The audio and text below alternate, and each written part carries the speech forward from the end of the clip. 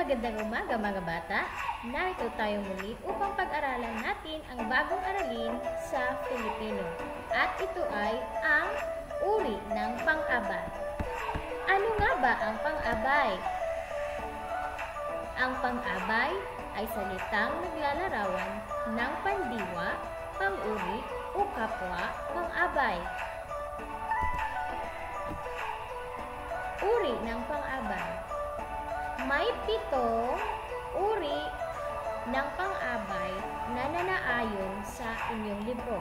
At ito ay ang pamaraan, panlunan, pamanahon, panang-ayon, pananggi, pang-agam, at panggaano. Iisahin natin sila. Unahin natin ang pamaraan. Ang pamaraan ay naglalarawan kung paano ginawa o gagawin ang kilos. Sinasagot ang tanong na, paano? Halimbawa, ang Pasko ay masayang ginugunita sa iba't ibang panig ng mundo. Ang sinalungguhitang salita ay masaya na naglalarawan ng pamaraan na pag-abay.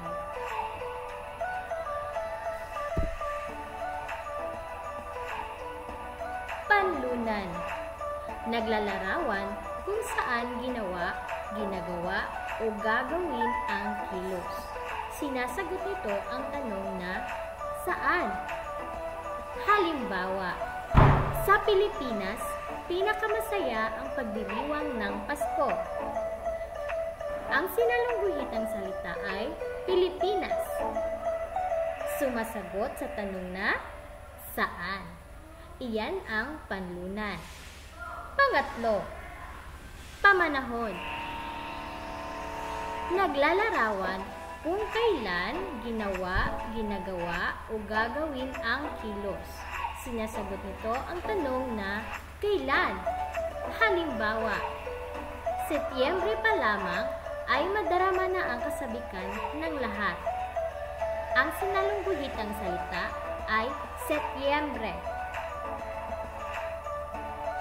Ang Setyembre ay sumasagot sa tanong na kailan.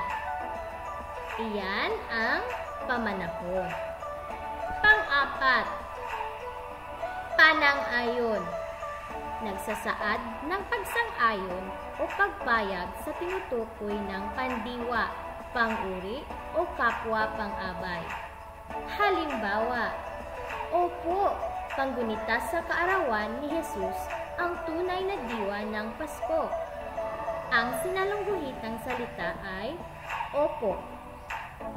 Ang opo ay isang uri ng panang-ayon. Panglima, pananggi. Nagsasaad ng pagtanggi o pag-ayaw sa tinutukoy ng pandiwa, pang-uri o kapwa pang-abay. Halimbawa, hindi ako ang magdaramot sa pagbibigay ng saya at tulong sa aking kapwa ngayong Pasko. Ang salitang sinalungguhitan ay hindi. Suna, isang uri ng pananggi. Pang-anim, pang-agam. Ang pang-agam ay nagsasaad ng pag-aalinlangan o walang katiyakan sa sinasabi ng pandiwa, pang-uri o kapwa pang-abay. Halimbawa, marahil ay susuwertihin na siya na tayo ngayong taon at magiging mas masagana ang ating Kapaskuhan. Ang sinalungguhitang salita ay marahil. Ang marahil ay isang uri ng pag-agam. Nagsasaad ng walang katiyakan, marahil. At ang panghuli ay ang panggaano. Ito ay naglalahad kung gaano ang dami ng isinasaad na kilos. Sinasagot nito ang tanong na gaano. Halimbawa, napangiti ako ng bahagya nang marinig ang pagbati niya na maligayang Pasko. Ang sinalungguhitang salita ay bahagya. na sumasagot sa tanong na gaano. ay subukan natin ang ating pinag-aralan ngayong umaga. Ilan ang mga uri ng pang-abay? 7. At ito ay ang pamaraan, panlunan, pamanahon, panang-ayon, pananggi, pang-agam, at panggaano. Ngayon ay susubukan natin. Basahin ang mga pangungusap. Bilugan ang uri ng pang-abay na hinihingi sa bawat bilang. Bilang 1.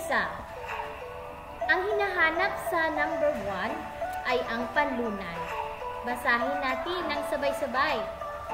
Sa maliit na bayan ng Bethlehem, nagdaraos ng prosesyon tuwing besperas ng Pasko.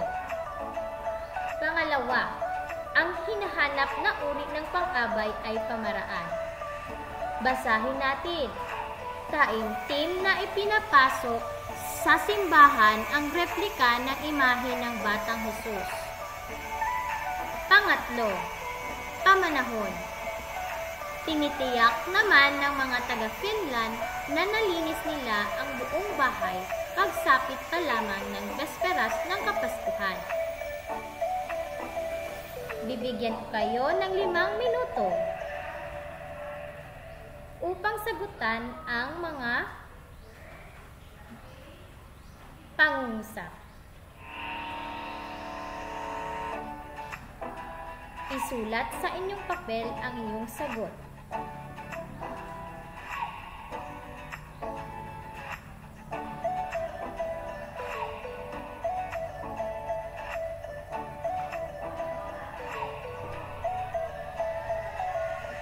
Babalikan ko kayo.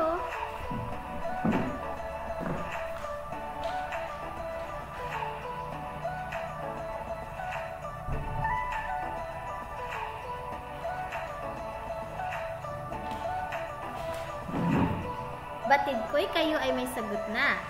Sagutan na natin. Number 1. Sa maliit na bayan ng Bethlehem, nagdaraos ng prosesyon tuwing bisperas ng Pasko. Ang hinahanap na uri ng pang-abay ay panlunan. Ang sagot ay Bethlehem. Tama ang iyong sagot. Number 2. Taimtim na ipinapasok sa simbahan ang replika ng imahe ng Batang Hesus. Ang hinahanap na uri ng pang-abay ay pamaraan. Ano kaya ang inyong sagot?